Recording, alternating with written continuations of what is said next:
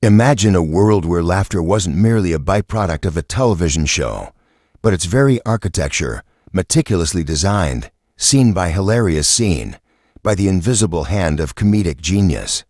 This was the universe of the Dick Van Dyke Show, which graced screens from 1961 to 1966.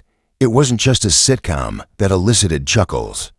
It was a groundbreaking symphony of wit, physical grace, and relatable humanity that redefined the very fabric of television comedy. While its contemporaries often relied on broad strokes or domestic predictability, this series dared to dance on the knife edge of sophistication and slapstick, weaving together the chaotic allure of a television writer's professional life with the comforting, yet equally amusing, realities of suburban domesticity. Its appeal wasn't merely in its jokes, but in the sheer artistry with which those jokes were crafted, delivered, and received, creating an intimate connection with an audience that felt less like viewers and more like privileged guests at a perpetual comedic feast. At the very core of the Dick Van Dyke Show's unparalleled brilliance lay its writing, a testament to the visionary mind of Carl Reiner, who drew inspiration from his own experiences as a comedy writer.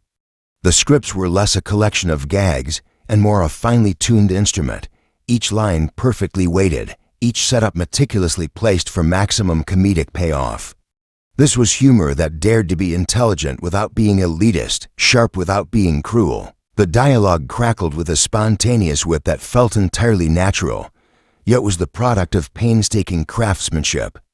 Whether it was the rapid-fire banter of the writing room or the gentle sparring of a married couple, the conversations were alive, layered with subtext and brimming with the subtle nuances of real human interaction, albeit exaggerated for comedic effect. This wasn't merely funny, it was smart, a rare quality that elevated the show above mere entertainment, inviting viewers to appreciate the sheer craftsmanship of its comedic engine. This meticulous writing found its perfect canvas in an ensemble cast that operated with the precision of a Swiss watch and the exuberant energy of a jazz band.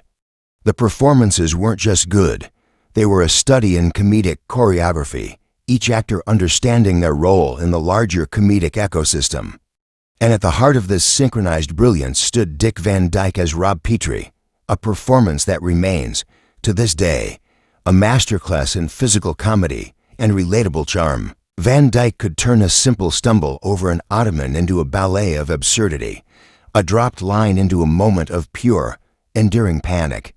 His rubber-limbed pratfalls were legendary, but it was his ability to ground this physical chaos in a profoundly human, often exasperated, warmth that made Rob Petrie so utterly endearing. He was the relatable everyman, the calm center of a storm of workplace antics, and a loving, occasionally befuddled, husband and father.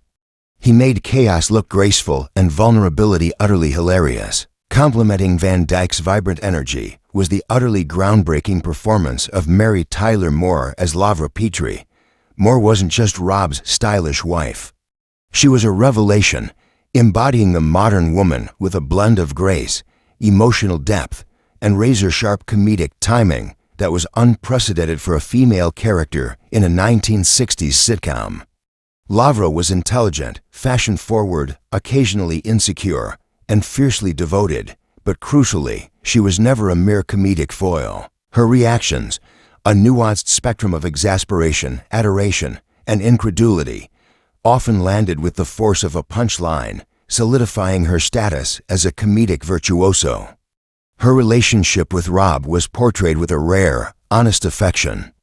They slept in separate beds and network mandate, but their kisses were real, their arguments relatable, and their mutual respect palpable. It was a marriage that felt refreshingly authentic, a partnership of equals that transcended the typical sitcom tropes of squabbling spouses, making it both aspirational and hilariously real. The brilliance extended seamlessly into the professional world of Rob Petrie, where he worked as the head writer for the Alan Brady Show here. He was joined by two of television's most iconic comedic sidekicks, Rose Marie as Sally Rogers and Maury Amsterdam as Buddy Sorrell.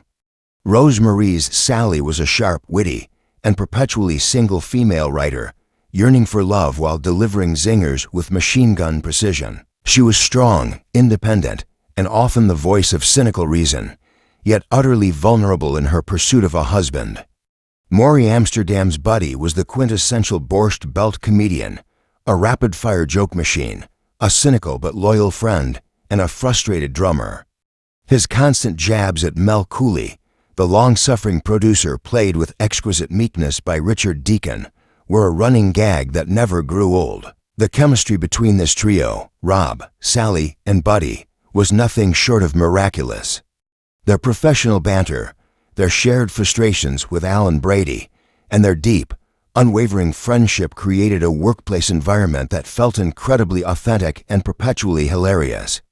They were a family, not just a team, and their interactions crackled with a lived-in camaraderie that spoke volumes about the brilliance of the casting and the writing. Each character had their own distinct voice and comedic rhythm, but when they played off each other, the result was pure, unadulterated comedic gold. Thinking about how this perfectly synchronized ensemble brought so much life to the screen makes you appreciate the rare alchemy of truly great casting and writing.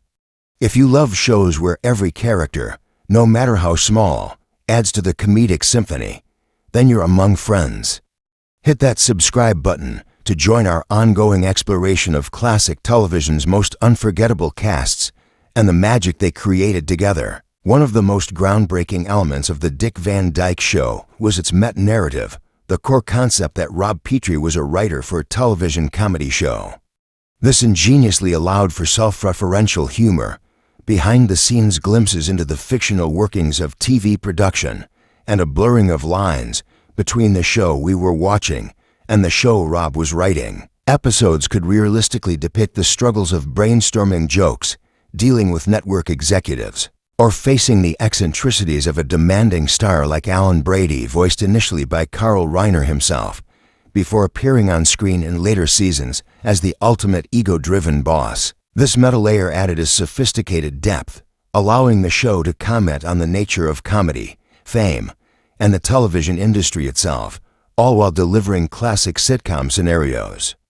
It was a clever device that felt innovative and fresh, reflecting a burgeoning self-awareness within the medium. Beyond its meta-humor, the Dick Van Dyke Show pioneered a new model for the sitcom, quietly revolutionizing how domestic life was portrayed on screen. Unlike many of its predecessors, where couples inhabited separate beds and interactions often lacked genuine affection, Rob and Laura's relationship was a warm, passionate, and believable partnership. They kissed genuinely, shared dreams and anxieties, and engaged in arguments that felt rooted in reality rather than contrived conflict. This portrayal of a loving, modern marriage set a new standard for realism and intimacy in television comedy. Furthermore, the show seamlessly integrated to distinct settings, the Petri's suburban home and the fast-paced office of the Alan Brady Show. This allowed for a dual focus on both personal and professional challenges, offering a richer, more complex view of its lead characters' lives than was typical for the era. The seamless transitions between these worlds, often through Rob's whimsical narratives or flashbacks, showcased innovative storytelling techniques that kept the audience constantly engaged. The cultural impact of the Dick Van Dyke Show cannot be overstated. It became a blueprint for countless sitcoms that followed, proving that intelligent writing, relatable characters, and brilliant ensemble performances could create enduring television. Its influence can be seen directly in shows like The Mary Tyler Moore Show, created by MTM Enterprises, co-founded by Mary Tyler Moore and her husband, Grant Tinker, and featuring many of the same creative sensibilities, and indirectly in countless workplace comedies and family sitcoms that borrowed its sharp wit and authentic character dynamics. The show tackled surprisingly progressive themes for its time, such as professional women, racial integration, though subtly, and the challenges of balancing career and family life, all wrapped in a package of pure comedic joy. It resonated with a broad audience precisely because it reflected aspects of their own lives back at them, albeit magnified and polished with comedic brilliance. Even decades later, the show's humor remains fresh, a testament to its timeless quality. The jokes don't rely on topical references that quickly date, but on universal human experiences, misunderstanding, insecurity, vanity, friendship, and love. The physical comedy, particularly Van Dyke's, transcends generations, proving that laughter is indeed a universal language. Its enduring presence in syndication has introduced it to new audiences who continue to discover its charm and sophistication, solidifying its place as a cornerstone of television history. It's not just a classic, it's a living, breathing testament to the power of well-crafted comedy and the indelible mark left by a truly exceptional ensemble. If you've found yourself charmed by this deep dive into the artistry of the Dick Van Dyke Show and its lasting legacy, know that there's a treasure trove of classic television waiting to be explored for its hidden depths and groundbreaking achievements. We love uncovering the layers of these iconic series. Don't miss out on future analyses that celebrate the shows which truly shaped the medium. Make sure you've subscribed to join our appreciation of TV's golden age and beyond. Now, let's hear from you, the audience.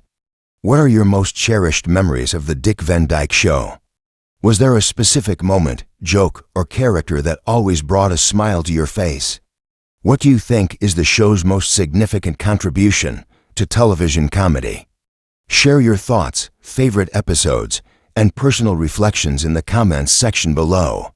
Let's keep the conversation going about this timeless comedic masterpiece.